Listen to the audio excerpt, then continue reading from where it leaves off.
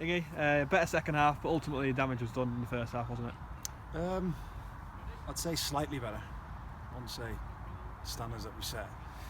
I think we said in there that the attacking prowess that we've got, that we haven't scored in 3 games. And Steve hit the nail on the head in his team talk after. He says if somebody had to give him a bet that you won't score in 3 games, you would have snapped the hands off. So, but it's just, for me, it's just quality. It's just, I keep saying to him ever since we took charge that man for man, there's no better. For me, there's no better team in the league, but it's about our application and our quality hasn't been there last probably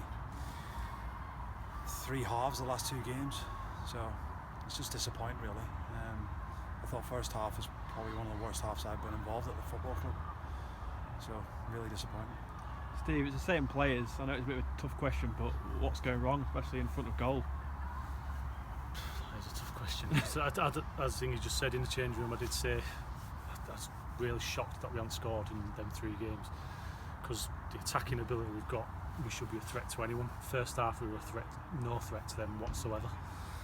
Second half, when we changed the system up a bit, went to 3-4-3, bit more of a threat, but to be fair, we were clutching at straws a bit even then, because they sat in and just wanted to protect a 2-0 lead. It was a totally different game, and their game plan worked perfectly second half, but I could not tell you what's going on in front of goal, to be honest. I mean, even there at the end, it's come across their goal line and there's 3 efforts from literally a foot out and it's not gone in.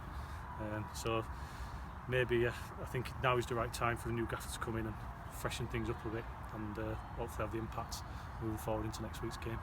Yeah, it wasn't a pretty first half, Ingy. What did you say at half time?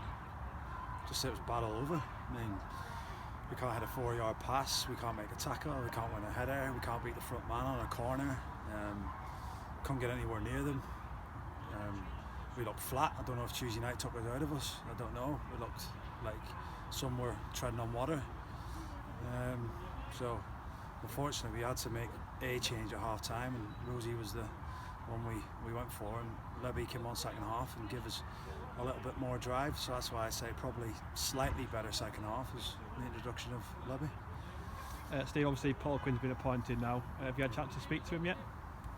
Yeah, he spoke to us both when he was appointed. Obviously I know him reasonably well through working with him, so I think the first person I spoke to was Ingy, get his thoughts on it. I spoke to him a few times. He's absolutely buzzing to have got the role. We're looking forward to it. He was here on Tuesday to watch, and he was here today to watch, so we'll speak to him after, see what he's thinking and see how we move forward. Yeah, and the same question to you, really. Have you spoke to him, and what's the vibe you've been getting from him? Yeah, good, very good. I know bits and bobs about him, because obviously he worked with a friend of mine, Andy Welsh. He just gives me a phone call, same way Curtis did when he came in, that my views and thoughts on the squad and positives and where we could probably improve in areas. But I think he's right in what he's saying, that before Curtis left, the squad, the players that are here have got us to where we are. So he's going to stick by them, but we've got to pull the finger out of the, nearly swore then, and get us back to where we were before we took over. It looks bad on us obviously, because we've had 3 defeats in 4, but we've had tough opposition, but that's not an excuse in my eyes. Yeah, and just finally, Steve, I guess it's the perfect time for a new manager to come in to freshen things up with new ideas.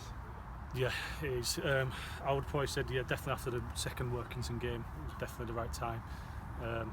Paul obviously needed a bit of time just to assess the squad, watch today, and I'm sure he's got a lot of ideas moving into Tuesday when he officially starts, but it's definitely the right time, because that change room in there is pretty flat now. They're disappointed, they know they've not performed to the level that we've set over the first part of the season, and hopefully Paul can come in and lift them and get them back to where they were.